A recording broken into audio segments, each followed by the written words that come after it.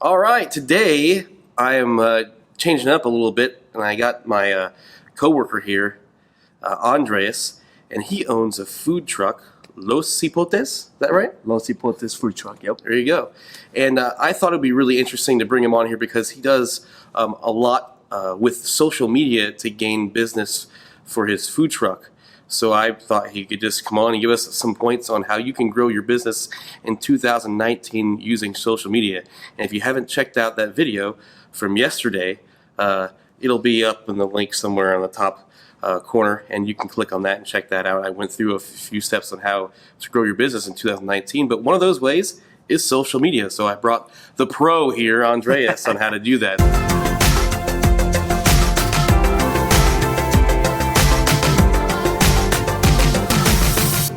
Like you said, my name is Andres. I'm a co-owner of Los Cipotes Food. It's a food truck based of Salvadorian food or Central American food. It's multiple dishes that we have there, as well with Brazilian food. Make me hungry, man. Yeah, definitely. Yeah, gotta come out there sometime. We're located over at Old Town Kissimmee near Disney. So right after you hit the parks, you're welcome to visit us and have some great food. When I first started with my business partner, we were mainly focusing on just the food and the customer service at that moment. And then at that point, this was back in 2007, obviously social media comes up, Instagram, Facebook. Why not create a page for our business? So we decided to create a page. I didn't really took it that seriously. I just did it just to play around with it. I uploaded a couple of pictures here and there, but it wasn't really, too professional or, just trying to put content out there of our food and our food truck. So yeah, like I said, it all started as a pastime. Again, I had my personal account. I enjoyed posting things up there about myself, family pictures, like everybody else does. I started uploading my images one picture at a time, and usually the first people who comment your images are friends and family, man, right? So yeah, whatever. I was fine with that one. It was funny because I started using the hashtags on Instagram. So now many of you are aware. If you didn't, you can use up to 30 hashtags on Instagram on your captions. Did not know that. That's cool. Yeah, we started using our hashtags. And that's how you get a little bit of followers. You get 2 followers one day, 3 followers the next day, 5 followers the next week.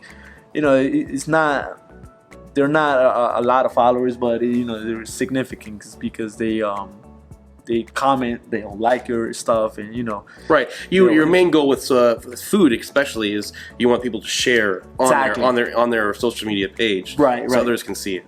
Definitely, so they can see it. And it's funny because after I would say about 6 months or so, I was at a point now where I was seeing around 400 followers, starting from 0 or probably starting from 20, which were my family and friends.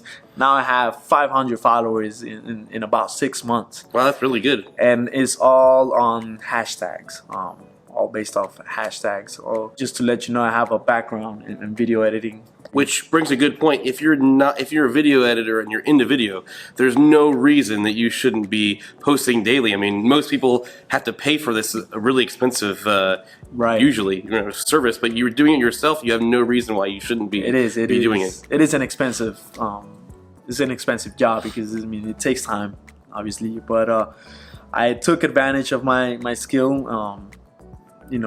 Granted that I had a camera, and I just went out there and started recording my business partner, cooking, and me as well. We started recording stuff, random stuff, having the camera out there at all times. With that content, I grabbed it, and that's when I started aiming for a professional look on my post. Making sure that my dishes had a title on the post. Kind of have some kind of process on how to make the dish as well, because we were open. We were sharing how our dishes were made. Actually, we still are, and we post it all out there, and have the as much content out there as possible, being consistent. So I first started doing it myself. It's just me and a camera and my business partner. I would record him and he would record me, you know, recording the funny moments, you know, trying to be ourselves pretty much, trying to make it funny in a way as well. So say if I was cooking something, I was making a dish, in this case a pupusa, you know, I would start flipping them like pizza, you know, trying to joke around it, and out of nowhere it just fell on the ground, you know, I dropped it by mistake, and it's all on video, you know, It's funny. You know, at times at that moment I was like, man, I shouldn't upload this because, you know, I should make it professional. We're professional, so I shouldn't. But then again, it was funny. So if it was funny to us, why wouldn't it be funny to, you know, our audience? And that's when, you know, we decided to even upload our jokes, our mistakes that happened, you know, during our process. And it looked like it was a hit because, I mean, people started commenting more on my non-professional or on my raw footage rather than my, you know, edited footage. And that was funny. I mean, from that point on, we started, you know, dropping the food all the time and putting it back on the plate for people to eat it now. Yeah, right? nah, definitely not. Don't do that, all right? And the other thing I thought was interesting, you said you're posting, you know, raw, which means you're just posting with whatever you can get. Not necessarily like a really expensive camera like we might be using here, but you can use your cell phone because everybody carries one. Definitely. Use your cell phone. Use whatever you have out there. But you also be surprised and try to show some of those photos and videos regularly throughout this video, but some of that stuff I'm like, wow, you shot that on a phone? And I get that a lot. You know? I get that a lot. A lot of times I shoot video or I do the picture with a phone, and people think it's a professional camera, and really it's not. It's just me taking the shot. And if we're not that busy at the moment, you kind of engage a conversation with the client, you know, explain what the dish is and on how to eat it, you know. And then I kind of ask the client if I can get, or the customer, if I can get a picture of him, you know, while he eats the dish. You know, if I can probably be part of that picture as well. And that creates some interaction. That creates interaction or a relationship with your customer. He's not just your customer at that moment, but he's also a friend. That's something to keep in mind. And usually when you get a picture of him, it helps out because you can use that as content to post on social media, and that may be a reason for your customer or customers to follow you on social media as well. So I love the comment that you said on friend. You know, we're not just, you know, servicing just people. We're treating them like they're a family, and we're trying, you know, if you can build that relationship of trust, they'll keep coming back to you and using you in whatever your business is, food, wedding photographer, videographer, whatever you're doing. You know, you treat them right, and they'll keep coming back for more. Right, definitely. So, what kind of tools do you use when you to do this for Instagram and all that stuff? I use automated software like applications. I say like Hootsuite. Hootsuite is an application that lets you automate your post on Instagram or any social media, and it allows you to post at different times of the day. So say if you have you know, you have 6 pictures out there, you want to post them each day, but you want to post them on different times. Hootsuite allows you to automate that, you know, kind of like how do you call it, like an alarm clock, where you can set it up at a time, and you don't have to worry about it, you know, remember that you have to post a certain picture at that time. So it's good, and in a way it's also bad because you don't want to, you know, break out of Instagram because you may miss comments like that. You still want to be involved with the post, but it's a good way to automate it so you can focus more on the people and make them focus more on the comments. Definitely. Than when I first started seeing action, you know, comments on my likes and comments on my post, I enjoyed that. You kind of get a pleasure seeing, you know, people liking. Of course, even on your personal page, you'll enjoy that as well. But then that's when you have to work twice as hard, right? When you start seeing all these comments and posts and questions, and you actually have to take the time and answer comments, reply to your followers, make sure they get the answers that they're looking for, and interact with them. You know, if it's their birthday and you happen to see a post, follow them back, of course. And if you see that it's their birthday, using your business account, you know, wish them happy birthday.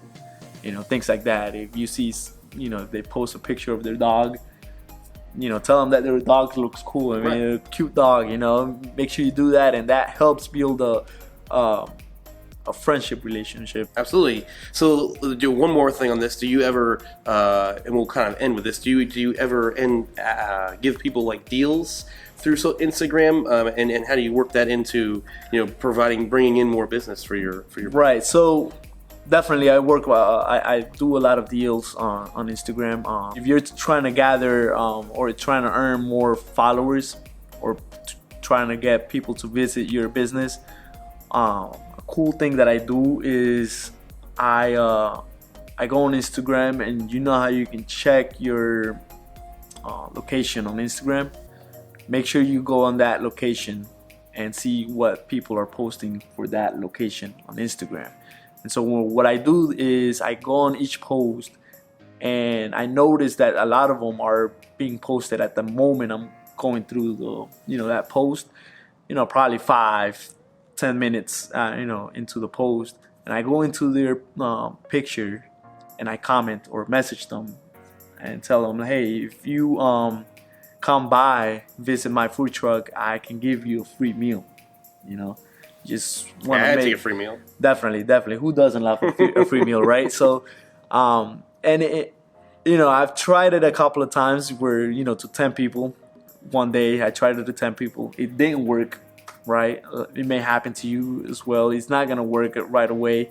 You know, the second day I did it again, and didn't work. You know, I get nobody to come by. Third day, I sent it out to 10 more people, and it worked. It actually worked. One person came in, and he asked for his free meal, but then along with him, he brought his family. Right. So he got his free meal, and he also purchased or bought a couple of meals for his family as well. So it turned out to be good. And then it's funny because the next week, from all the posts or all the message that I sent out there from the previous week, those people that didn't come that same day, they came the following week. So the post or the messages that I sent out, they did work. So they ended up coming back and getting their free meals along with, you know, they bought meals for their family as well. So it did work. So just by sending messages out there to random people offering your services and what you have to offer, it really does work. You just have to be patient, and you got to be persistent. Absolutely. And then that's a great way to end this. You gotta, when you're using social media or, you know, any of those platforms, you know, slow and steady wins the race. And consistency, you gotta keep posting, keep getting people involved, and eventually you're gonna see a business growth in your business, especially if you start now in 2019, right? Yeah, definitely, for sure. Like I said, patience, persistence, be humble, positive attitude on social media. Make sure you reflect positivity, you know, and should be good. Awesome. Where can we find your page on Instagram? We'll do a little plug here. Definitely. You'll find me on Instagram, Los Cipotes Food. Facebook as well, Los Cipotes Food. You'll find me there. I'll make sure I'll post every day, you know, for you guys, and check us out. Definitely, we'll have some cool deals for you and cool giveaways as well. So nice. Make sure you check us out. And if you're in Orlando visiting all the theme parks, you know where you need to come eat. Definitely. Right? Los Cipotes Food Truck. Yeah, for sure. Well, it's been great having you on. Thanks a lot. You know, I might be doing some more videos like this in the future. We're very happy for Andres to show up. And go check out his Instagram page, like him on Facebook, all that jazz. And we will see you in the future.